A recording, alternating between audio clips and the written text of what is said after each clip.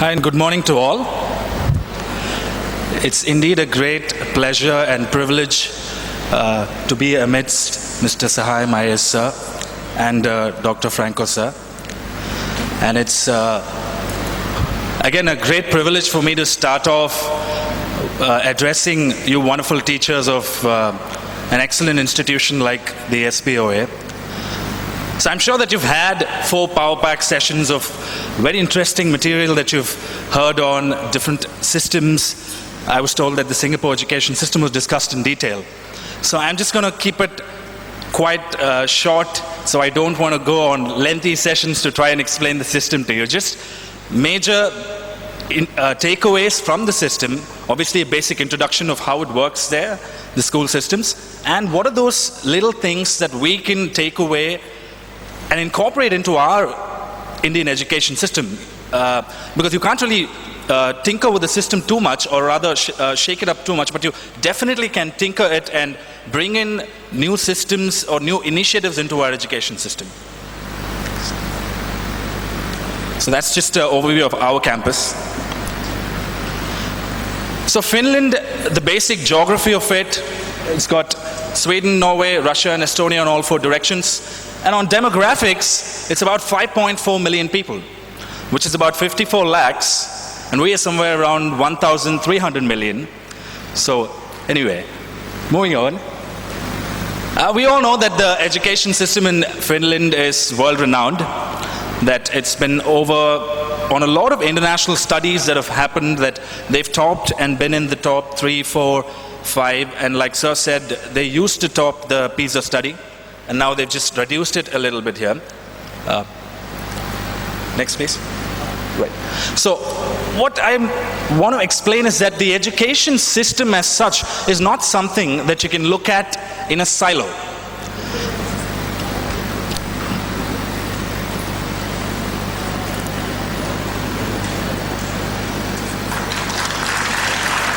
In a society is something that you can't look at separately from that structure where it exists, right? So because the history, the geography and the culture of a place very much defines how an education system would actually evolve in a place. Because here we always concentrate on top performances and toppers, which is completely non-existent in a place like Finland. Next. So the basic facts and figures of the system over here, 3,500 schools and 60,000 students. Anybody have a rough idea of what the figures are like in our country? The total number of schools or the students? We have about 1.4 million schools and about 250 million plus students. So as a scale, we're enormous.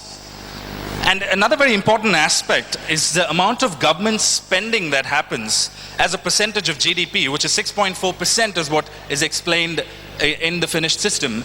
And these interesting figures, because most of the education in Finland is publicly funded, right? 98% of it is publicly funded, and it's only government schools that really exist.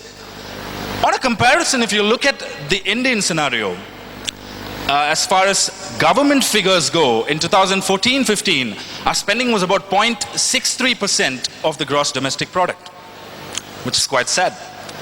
And as the government projected figure in 2017-18, it's going down to about 0.47%, which is something that needs attention, because public funding is quite essential to building the levels of education. Because even today, though there are private schools that are coming up, around 65 to 70% of all primary education is still done in government schools.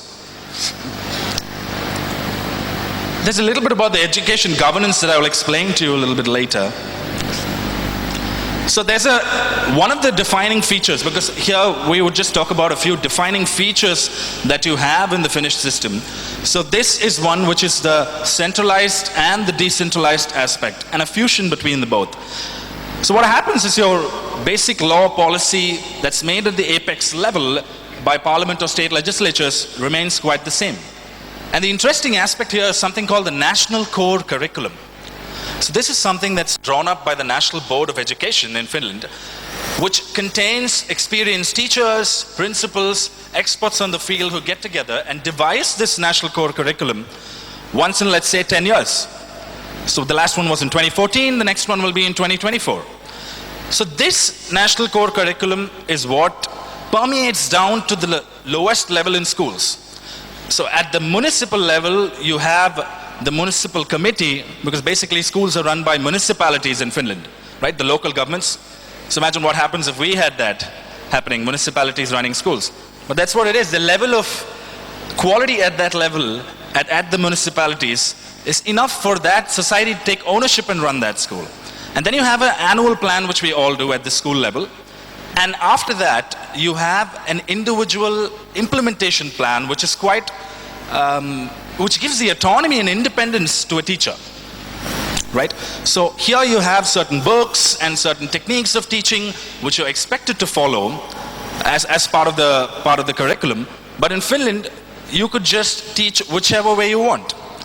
Obviously, there'll be a general guideline. Let's say there are 3 class 6 standards out there, and in one 6 standard, the teacher would decide that she'd like to use videos to teach. So that would how the class would go on. But the same topic we're talking about. And in another class, it would be regular lectures. And in another class with the same 6 standard, with the same topic, let's say in mathematics, the teacher would decide to bring in something called wood mathematics. So what happens, she takes the children to a nearby forest and teaches them using twigs, addition and subtraction. But it's the same content. So the teacher is boss inside, right? You'll get to understand a little bit of that when we move into how teachers are recruited in that system. So a few pictures to try and give you an insight as to what classrooms look like in Finland. So this is the outside of a classroom, right? So you have hangers and shelves to put out your jackets and shoes, because Finland, so it's obviously very cold. So children come, they don't carry any bags, they leave their stuff outside and then go inside to learn, right?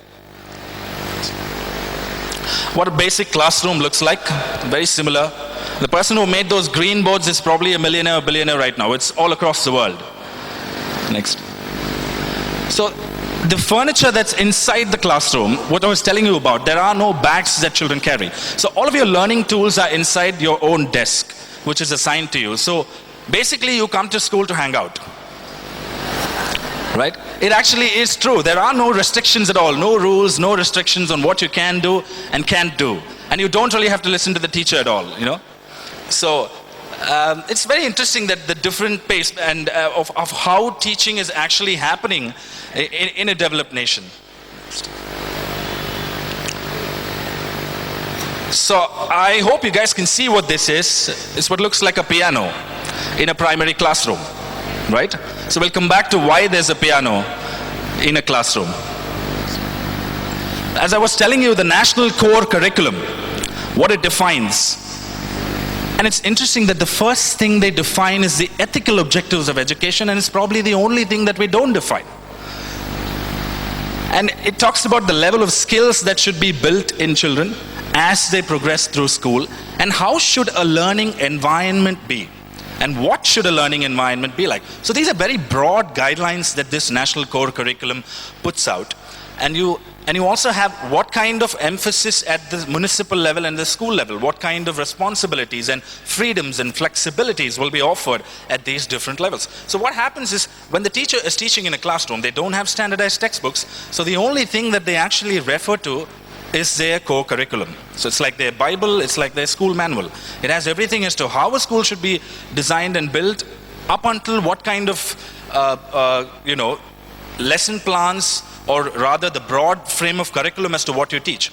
So what this basically means is the state decides what should be taught, not how it should be taught. The state decides what should be taught, but not how it should be taught. That's completely the domain of the teacher, and even the principal can't ask a certain teacher in a class, why are you teaching this way? Right? Next. So this is a basic idea of the system as it exists in Finland. If you look at it, for the first 6 years, there's no education or your pre-education, which is not compulsory. And then you have your basic education, which is the comprehensive schools, which is from your 7-year-olds to your 16-year-olds. And at the end of that, you have a matriculation exam, which is one standardized exam. Until then, you don't really have any exams.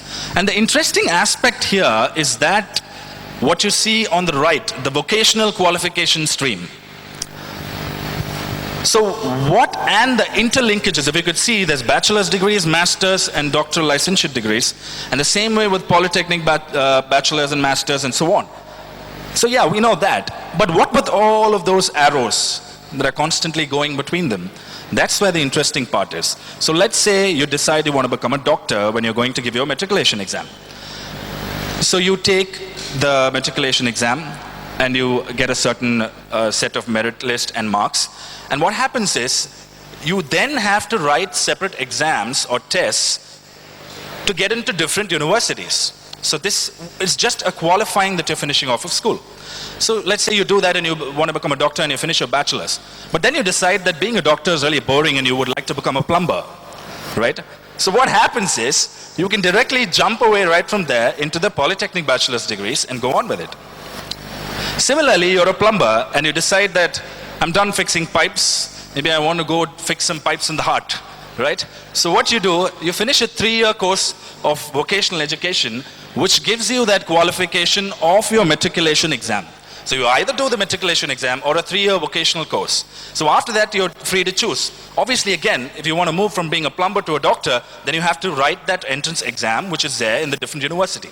It's very interesting because here in 11th grade, when you choose a computer science group, any dreams of being a doctor are shattered, right? So you could be 30 years old and still choose to become a doctor at that age. I think it's basically that culture of how it's come about, and very importantly, lack of population, you know. It gives you a lot of freedom to do a lot of things. So now that we've understood how the school system works, because we don't really want to go into how the university and what kind of education goes on, we're looking at what teachers, how are they trained and what kind of training goes on, and why is it, which we will look a little bit later, and that it's become so successful and world-renowned. So teachers have a very rigorous process of selection, right? So you have, because if you want to be a teacher, then you go into the academic side, so you write your matriculation exam. And then you have another written exam in whichever teacher training institute that you want to join. And that's not all. You have another interview and attitude testing, which is what is mentioned here. It's not just about cognitive skills. It's also about your non-cognitive skills, which I think doesn't get a lot of importance in a country like India. Because your attitude, your beliefs, your value systems, your psychological profile, do you understand children? Do you empathize with children? So that you can't really get away from, marks you can get, because whatever exam it is, there's always a certain way of cracking it. There's always a certain technique. But when it comes to subjective tests that would really look at what your emotional quotient is, you can't really fake it. So these two aspects are looked into. And there's an aspect on the teacher selection which is called a multiple mini interview. So let's say you have 5 stations like this. You'll have a 5-minute interview with a break of 3 minutes. So the utility of this is that if you flop at one stage, you always get to start over at the other stage. So you want to eliminate that subjective element, because interviews are always subjective when you go to a job. Sometimes maybe you're having a bad day, right? It starts off bad, or the person had a fight with his wife at home and he's really in a very bad mood, and it just shouldn't ruin your career, which is why there are 5 different divisions. And you would have a psychologist, and if let's say you want to become a subject teacher, then you would have a subject specialist over there for physics, and you would have a principal, you would have a basic class teacher who's kind of assessing you on all of these different skills which are cognitive and non-cognitive to try and understand if you would suit the job of being a teacher. So it's quite rigorous. And in one of those interviews, you would also get something like this. What do you see in this picture, and what would you do? I don't know if it's clear, but T-shirt number 63 is crying here because everybody else is bullying her. Yes, bullying does exist in the awesome Finland as well, right? So they would ask you as to what would you do in a situation like this? And how would you help them out? Who would you call both the parties? How would you deal with the situation? You can't really prepare for these kinds of questions. You must actually be passionate about teaching if you want to get through such a rigorous process. So we're back to the piano. Anybody have any idea why we have a piano in a primary school? In the primary classes? Another interesting aspect is that if you want to be a primary teacher in Finland, you should know how to play the piano. Each one of you. So technically it's a little more difficult to be a primary school teacher than to be an upper secondary teacher. And another interesting aspect is that all teachers, whether it's preschool or your upper secondary or university, all of you should have master's degrees. That rigorous process of selection and evaluation, right? It's very interesting because it's been proven all across the world that the use of music actually helps build neural interconnections that are better and tinker with your brain in a way that brings about that innovation, inventive, creative thinking. It has been proven, and they've incorporated it here. So there's something called the system of trust, which Finland operates on, which was quite lost to us, because we Indians, we trust, but we also verify, right? But then they just operate on trust. To give you an idea of how it works, so in a classroom, you tell a child, you teach a child, they just trust that the child would learn, right? And if there's, the interesting aspect of this dimension of trust is also that there are no inspections, there are no regulations, no rules, and interestingly, no ID cards. So at one point when we were asking them, so what about ID cards? And they were, whoa, no ID cards. They actually were offended, which we didn't understand. So they were like, ID cards are regulations and restrictions and they shouldn't be there. We were like, but ID cards are the only way you can be safe in a school, which they didn't understand because their schools are quite open to everyone, for the local society to come in and, you know, and join and play, no boundaries, no walls. Everything is open to everyone. Like I said, they go to school to hang out. You know, there's really no incentive to cut class and go watch a movie, because apparently school is more fun than going to a movie, right? So the relationship between these institutions of learning is very good, which is the system of trust. I'll tell you a little bit more about it. So I hope you don't think, okay, this guy went to one class and took 10 pictures and that's the only thing he's showing us. No, there's a reason why I have this picture. So you have these desks that I already showed you, and there are names of students. So they trust that there will be one student who will have a desk, and if he or she breaks it, he or she has to rebuild it. So you kind of build a sense of ownership and responsibility right from when you're a little kid, right from when you're in preschool, right? Which is something I feel that we don't do at all, and it's actually one takeaway that we can incorporate. So, and there was one interesting aspect that they were talking about this when we were delving into the point of responsibility, right? So imagine a triangle, right? A triangle with 3 apices. Are you imagining it? Right? So on each one of the apex is, one is student, one is teacher, and the other is parent, right? So whose responsibility is it really to ensure that the child learns? Is it all of them equally? Is it the parent, or is it the teacher? This is what I initially thought, right? But then apparently, neither. It's the responsibility of the student to make sure that he or she learns, because the student is an individual with a body and mind. We can only teach them, but it's their choice if they want to learn. Learning is very different from just sitting in class and listening, right? Which was an eye-opener for us, because it is your responsibility when we are providing you these tools for learning and teaching. It is your responsibility to learn. You learn, you become successful, you do what you love in life, and live your life. But if you don't learn, it's your responsibility, it's your downfall. But here the parents think that because they're paying fees, the teacher should be teaching, and the teachers feel that the parents should take an equal part, right? But in fact, it's the student, which was very interesting to us.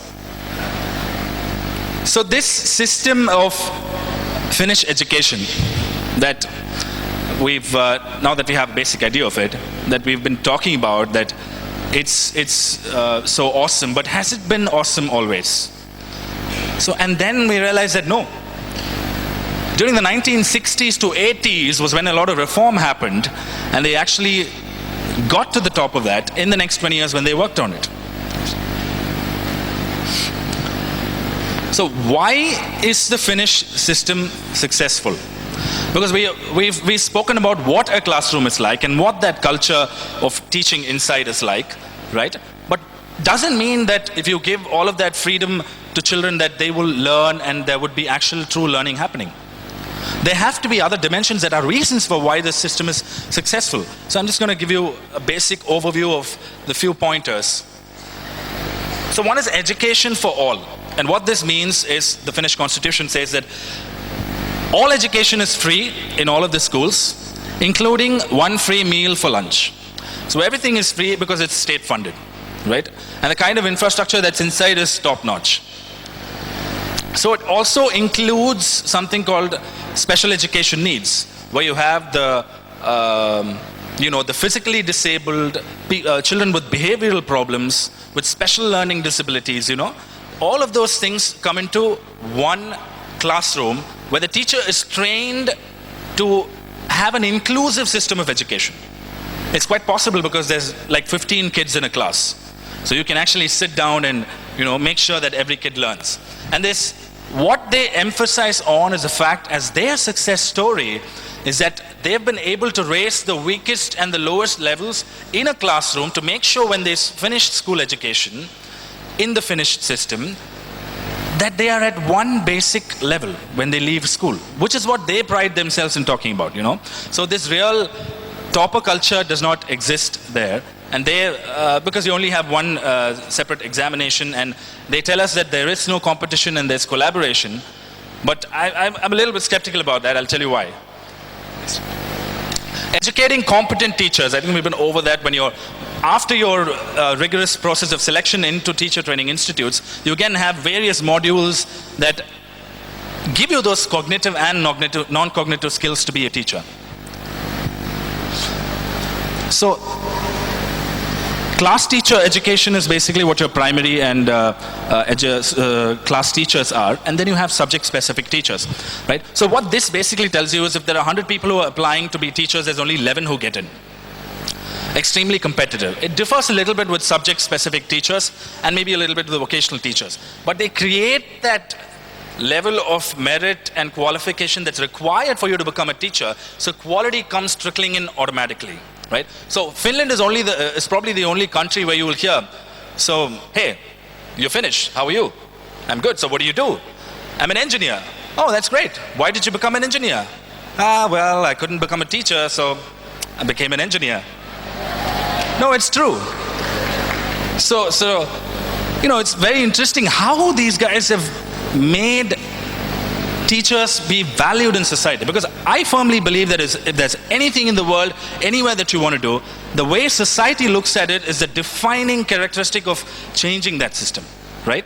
So if teachers are valued highly, then they definitely, the education system of that country to change needs that as a start. Next. So another interesting study, 90% of teachers are satisfied with their job, right? 70% would choose teaching again. Very interesting again. I'm not sure how many of you would choose teaching again. And 60% think that their work is valued in society, which is the important aspect here. Because there are people who are passionate, who start off when they're even in school and decide that they want to become teachers. But that number is nowhere close to what it is in Finland. Right? To give you an idea, a comparative idea, here toppers in schools when they pass out want to be doctors, they want to be in IITs, they want to be in the premier national law schools. There, students also want to do that, but they would also, they would give more preference to becoming teachers. So I think you get an idea of the comparison of how it is, that toppers want to become teachers. Next. Focusing on the student is another characteristic feature that you can take away from Finland, because what they pride upon is called customized learning. Here what we do is standardized learning, right? So we have standardized tests that we have, and a certain syllabus, a certain book, and we go on that. Basically it's about reproducing knowledge is what we're focusing on. It's been that way right from the 1950s when the first national education policy came about, post-independence, right? So I'll just explain to you what this focusing on student means a little bit. So this is one of the walls inside the classrooms in the Finnish schools that we went to, and if you can see, those are caricatures of the presidents which are created by students. So there is, the entire school is filled with work that's done by students. Next. Clay models of caricatures of presidents. This is inside a classroom, all of the cabinet and storage. Next. Again, another picture to show you. So it's filled with work that students have done. When you go inside, there's a reverberation about an institution, which is how it should be. Centers of learning should be like that, right? Where students are, spending their time and energy in doing their original things as well. So it's a developed nation, obviously. And what's the developed nation without bullying and substance abuse, right? It has to be there. So we were questioning them quite a lot on that. They were a little reluctant in the beginning. But then yes, it does exist. But they deal with the problem. And it's not only that. Today with cyberbullying coming in, Facebook has become a menace to our kids. And I don't know about you guys, all of your teachers who have children who are in that high secondary and high school, you have a serious problem today with cell phones. You're being peer pressured into buying cell phones for your kids. Because otherwise there'll be daily fights inside the houses. Why my friends have cell phones, why should I not have cell phones, right? So they deal with all of this bullying and whatever problems that exist with children and families through a well-established guidance and counseling system, correct? They have a social worker who's appointed by a municipality. Like I said, schools are built, managed and run by local governments, which are municipalities. So they have a social worker in a municipality who will liaise with all of these schools, and they have a special committee in a school which will look into these problem children, identifying them pretty early and making sure that these problems that they have do not interfere with their academic progression. That's what they do. And which is why they tell us that the amount of students that are held back each year is very less. Sometimes non-existent and sometimes just one or two, right? So that system is something that we can explore. We'll come back to that on a recap on takeaways. Very interesting with assessment and evaluation in the Finnish system. So here we have standardized tests that we do, and we give the children marks, right? And re-evaluations, or through the test, there's problems as to why I've got these many marks and you haven't, and this is wrong and this is right. So there's a strike on the wrong and right simply to signify that when a child, let's say a 7th standard girl, takes a test, so she finishes her test and she's given a self-assessment form where she tells or she evaluates herself, right? So, okay, she might say, I think I did 90% of the questions correct. But in reality, she would have done only 10% of the questions correct. And the teacher does not reprimand her. The teacher does not say, oh, that's wrong. This is right. You've done this. Why have you done this? I expected so much from you. I thought that you were such and such a person. These kinds of talks don't happen at all. So what happens, the teacher also does an evaluation and gives it to the student. So the student is allowed to compare. The teacher doesn't say, so you think it's 90 and I say that it's 10. No. That's what you think. This is what I think. I'm somebody who's evaluating the entire class, and this is what I think. Right? So it's very interesting that the child learns to take ownership of that and take responsibility. And this starts not just from class 6 or 7. Even when they write in class 1, when they don't really have the vocabulary to articulate what they think of their exams, they have small smileys and small stars that they have for questions that, how did you do? So they color the number of stars, right? As to, okay, I think that I did 3 stars. I did 5 stars well. So that assessment and evaluation was very interesting. So the Finnish system in international comparison. So I think we've looked at what the basics are like, how a classroom works, and what's the culture inside a classroom. So the instruction time. School is generally about 4 to 5 hours, maximum. It's not more than that. We're almost moving towards the double of that with more public exams coming in and more entrance exams coming in, right?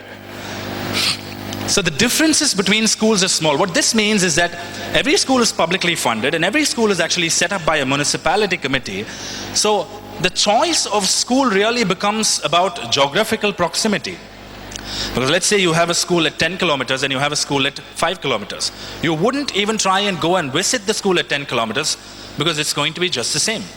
So you put your child in a school that's 5 kilometers.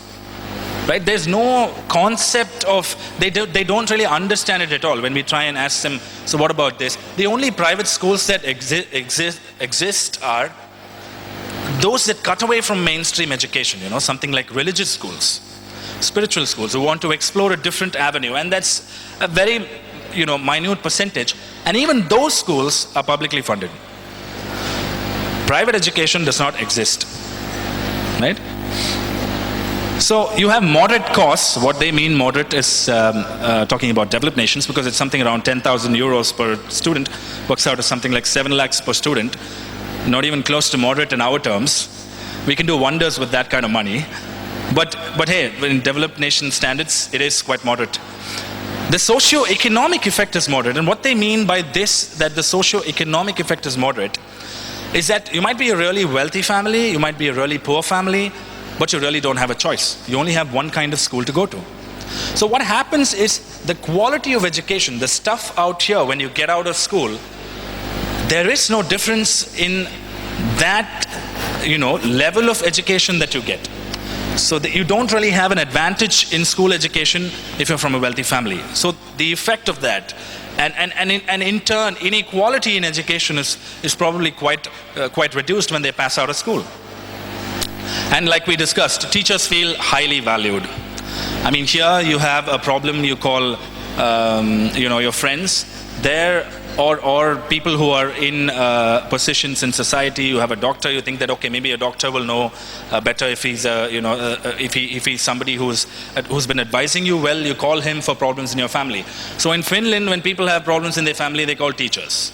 So you have a teacher friend. Let's just call him. He knows child psychology. He's really qualified. So we should ask him. So that's the level that is in society. And most importantly, whether it's the US or whether it's the North America or South America, whether it's Africa or Asia or anywhere else in the whole wide world, we know one thing, that girls will always outperform boys, right? So, I mean, we should just accept that women are better than men and get on with it, no? So I just wanted to show this to you as a state-funded school that has a level of, so this is basically a huge place for your gymnastics training. So just a picture for that. So what do these high-performing schools, so now that we've got a basic of it and how classroom works and what are those defining features which we will recap. It's not just about the Finnish system. There are other systems that work, because even Finland is trying to learn from New Zealand as to what to do. So what are the major things that these high-performing schools do? And as you can see, getting the right people to become teachers, getting them to become effective instructors, and then having that ecosystem of child support. So to my mind, it seems like teachers are critical and central to any kind of education, be it school education, be it university. At every stage, it's teachers. Because when we go back to teachers, when we think of our school days, all of us have been through schools, hopefully. So when you think of school, what do you get reminded of? Friends. If you got really high marks, you remember the marks, but otherwise you forget the marks.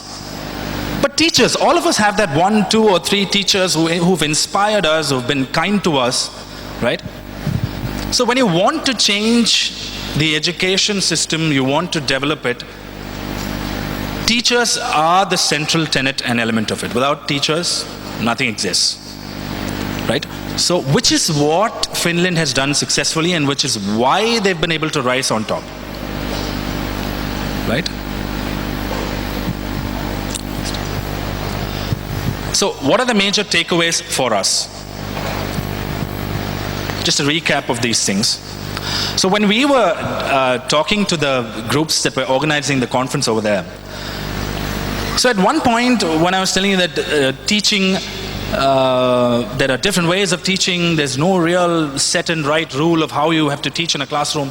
It was completely lost to us. So some of us were asking them, okay, so let's say in class 8, there's a topic. How many different ways will you teach? And they were actually a little baffled. I mean, what do you mean? Right? So again, we repeated the question. And the lady who was telling us gave an interesting answer. She said, well, how many different ways are there to sit on a chair? Infinite.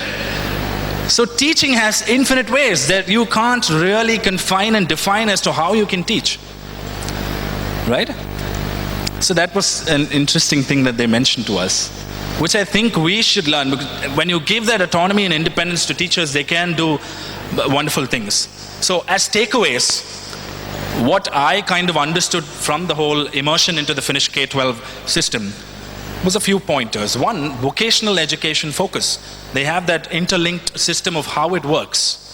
That is something that we don't really have on a large scale. It is there, but still quite small. It's coming up with the National Vocational Qualification Framework and the Skill India programs that government is doing. But I somehow feel that you need to expand that so much more, because with the way that we're going, in another 35 years, we could top China if they still, if they moderated into the two-child norm from the one-child. If they had gone on with the one-child norm, then we would probably be beating them in another 35 years as the most populous nation. So with that said, and the fact that we're going to be the country with demographic dividend, with the youngest population, our average population would be around 24 to 27. And when you have all of those people coming in, vocational education will have to play a central role, and it's something that we can do in the short term is what I think. Teachers as professionals. So when you say professionals here, you talk about doctors, lawyers, and engineers. Their teachers are professionals. And we need to start that off as elevating teachers to that level.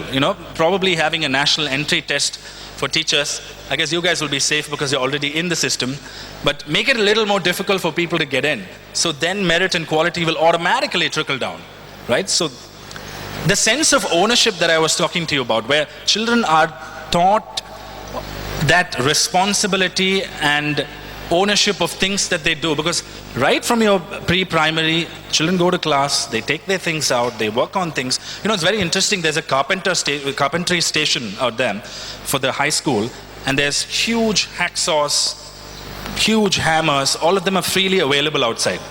Imagine what happens if we had it freely available outside for our children, unsupervised.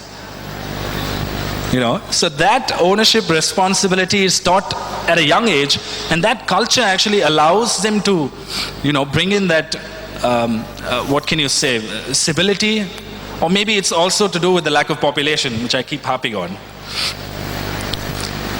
The in-house counseling we discussed, which actually I think can definitely be brought in as mandatory for all schools. We have a lot of schools have started doing it, but I somehow believe that with young people coming in so many different dimensions of distractions and problems springing up every day, we definitely have to have a mandatory system which can be done in the short term. So here I'm talking about things that can be done in the short term. Maybe the national test and the changing the system is something that will take a longer time, let's say 30, 50 years. But these other things we should definitely, and the special education needs. So I was actually talking to a few school owners from Bangalore and Delhi. I've learned that they've actually started incorporating these special education needs already in their classes, where they have learning disabled children as part of the same group, and that they're not discriminated. So it's a positive start, and I think that that's something we can do in the short term to try and build a more inclusive education society. So, the innovative learning. What's this whole thing about innovative learning, inquiry, multiliteracy, multiple intelligence, all of these buzzwords that are going around, right? So somehow, it seems like the next 30, 40, 50 years will be about innovation and invention. So I think I'd end with a quote, not a quote that you probably see quite often, but the principal goal of education in schools should be creating men and women who are capable of doing new things. not simply repeating what other generations have done. Men and women who are creative, inventive, and discoverers, who can be critical and verify and not accept everything they are offered. Jean Pichette, who is a Swiss philosopher who said this somewhere in the 1930s. What's the significance of that? So, if there's one huge dimension that's a takeaway that was for me on observation there, and that should be for us for the next 30 to 50 years in our education system, is the fact that we need to do, because we're doing exactly opposite of what he's talking about today. It's exactly opposite. So what we need to do, we do have standardized tests that we can't escape from, you know, and it's part of our culture and system, but we must incorporate creative thinking, innovation. Because I'll tell you what, the last, let's say 100, 200 years, right, from the Industrial Revolution, it's been the big people in the world, when you talk about business or you know, economic activity, has been huge industries and enterprises. Guys who run, it's called the backward-forward linkages, right? How you run everything from sugar to airlines. And you are the biggest people in the world, the most famous, the most powerful. But today, after, let's say, 2005, when the digital era has come in, it's very rapidly moving towards ideas. People with a single unique idea are the biggest names. Facebook, Flipkart, Ola. I mean, what does Ola do really? It's one app that connects the cab drivers to the customer. They don't ride cabs, they don't buy cabs, they don't care what the hell happens to cab drivers. They have a back office that integrates, you know, as a customer care. That's it. One idea, and the company is worth $8 billion today. 8 billion. You know, no real investment when you're talking about running industries. This is how the world is going to move about, to my mind at least, in the next 30, 40, 50 years. So we definitely have to bring in innovation, and it's something that we can do. Because if you look at what, it's not as if Indians are not excelling. If you've read about the PISA study, it's a very sad state of affairs for India in 2009. But it was done on publicly funded schools.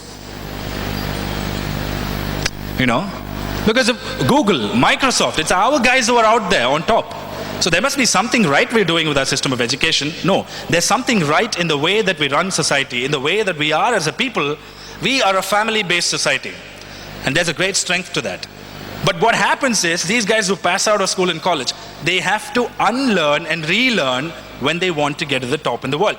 So why not save them the trouble, the double trouble of learning, unlearning, and relearning, and just tinker with it a little bit so that we give them that critical thinking ability right from when they're little kids, and that sense of responsibility and ownership from when they are in school. Right? Because we kind of spoil our children, we do everything for them. And you know, a lot of us do that. Family-based society. But that was one big takeaway, and that's how I'd like to end this session.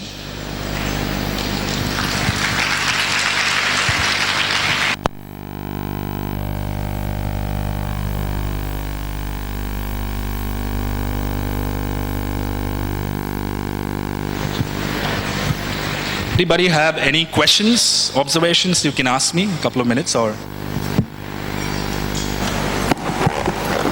Teachers, any questions? Please raise your...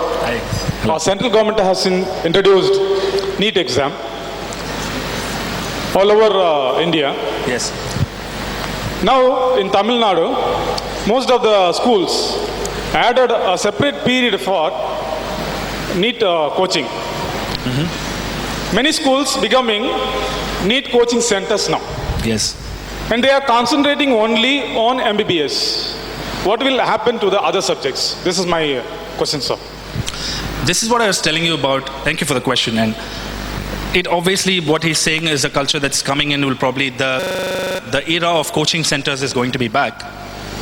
But this again has to do something with the culture of the society, because we value, which is the problem that I was talking to you about. We value and we want to become doctors and engineers and lawyers, and we stop with that. You know, at one point, what will happen if socio-economic status in our country and inequality reduces and we're at a basic level of wealth, finally there'll be too many doctors that we won't have plumbers and electricians. And they would become premium. Which is what I was telling you about, which is why we need to diversify our and teach our children to aspire for, because every day jobs that exist are increasing. 20 years before, or let's say 15 years before, the kind of jobs that exist today did not exist. Most of the services sector that's being incorporated into technology did not exist. So I think schools must start something which I strongly believe and which I hopefully will be doing this year, is having career guidance that breaks away from mainstream and tells children that, okay, if this is what you want to do, there is an option for you. You don't have to confine yourself into only mainstream medicine or engineering or law or the professional degrees. And a start for that is teaching a professional degree. Create that demand so that all of us would want to become teachers. Maybe have a NEET for teachers. Wrote by the Finnish people. Yeah. Now, it has been for some time being followed. But why is that we haven't started in India? Are you talking about the Finnish system in India? Yeah. Well, like I said, education, thank you for the question, and education can't really be looked at in a silo. You can't import the system that's there in Finland into India. No, certain things that are beneficial for the students at least, some of it can be accepted.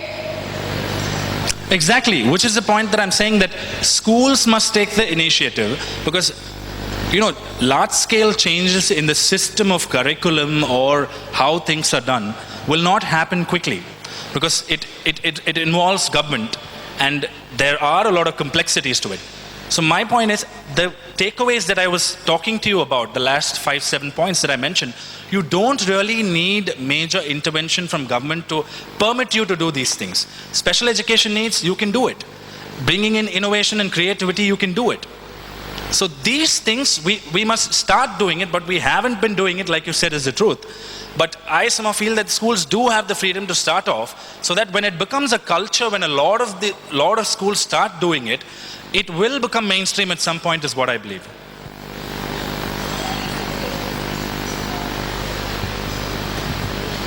Recently, I read in an article saying that Finnish education system, in future, they are not going to concentrate on individual subjects. They are going to concentrate topics and subjects. Exactly. And can you explain? Which is what they're breaking away from. When we were discussing with them, what I mentioned to you about how do you teach. So in that discussion, we also spoke about this. And I think what you're saying is right. They're moving towards topic-based learning. So to give you an example, heat. So you have heat in physics, you have heat in chemistry, you have heat in biology, right? So what happens, you learn heat as a topic, and you don't really divide it into silos as physics, chemistry, and biology. In that way, your interlinkages of learning are created. What you're saying is right. They are moving towards that system. And it might take longer for us to, but at one point we will, I think, move towards that system. And I somehow feel that there is a utility to it, because young minds, when they are not put in silos and compartments, they are allowed to expand their horizons and try and understand things on a more wider scale, will definitely be what innovators of the futures are, which I was talking to you about. Good morning, sir. Good morning. When compared to the abroad, still we have a convergent thinker and a divergent thinkers are there in our classroom. Being you are a physician, is there any connection between the convergent thinker according to the neurobiology, or is there any method to change the convergent thinkers to the divergent thinkers? Well, methods, as in if you're talking about, and for clarification, what exactly do you mean by convergent and divergent? Are you talking about involving? Convergent means a unique thinker. They are focusing only on one target. Sorry? Only one target. They are concentrated on the academic point of view, or we are going to achieve the goal like that. It's a convergent thinker. Divergent means they are thinking about so many ways of thinking like that. No, exactly. That's what I was telling her as well. That's the point. Because our system is built on what you're saying as convergence. You have them in silos, you have separate classes and separate teachings. And it's the divergence, as you're talking, does not exist, and which is what should come in. Because, and as your question follows up on, as a physician, how would I look at it?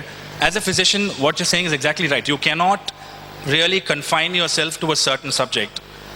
If you want to understand the true extent of a disease or a problem, there are multiple systems and avenues that are involved in it. And when you're talking about treatment, a heart condition will be completely unrelated to a heart condition. You know, it will have to do completely with the lung. You know, when your lung is not cooperating, your heart will start failing. So you go and try and put more stuff into your heart and try to make it work faster, it becomes bigger and you die. So the problem exists somewhere else. So you cannot really put them into silos, which is what we're doing now, which we have to, I don't know how we're going to do it because it would require large-scale changes. But inside the classroom, the example that I gave you as well, I believe that interconnecting and having divergence of thought is what will create future leaders and thinkers, because we should create thinkers, right? And that we should be able to do as a school, as a society, to really sit in school and decide that, okay, if these things are interconnected, why don't we teach them together? I think that's a start. You had been explaining about the Finnish type of education. Right. I think a SBA school can start something of that in the primary level.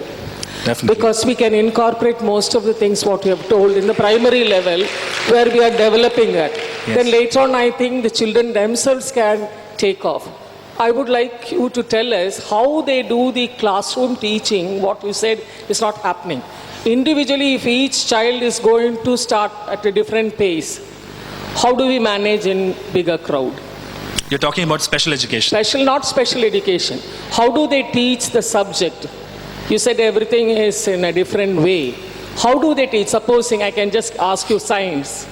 If you want to teach it to a 4th standard child, how does it happen in that particular country when there are 10 or 15 of them going at different paces? One may be understanding it faster, the other may not be understanding at the same pace.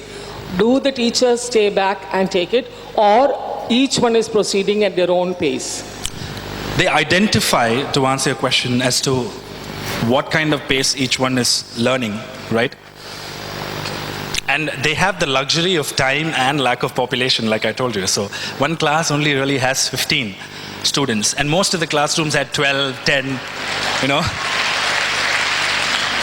So to answer your question, when someone is finding it a little difficult to learn, the teacher goes next to them, sits next to them, asks them, so what's going on, how is it?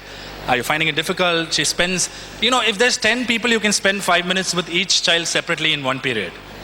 So I don't really know how we're going to do it, but it can be a start is what I feel, because the same question was in my mind, because if you have 40 students, 50 students, there's no way you can try and, because then it would be a loss of time for that child who's finding it difficult to learn. I think that's what you're getting at.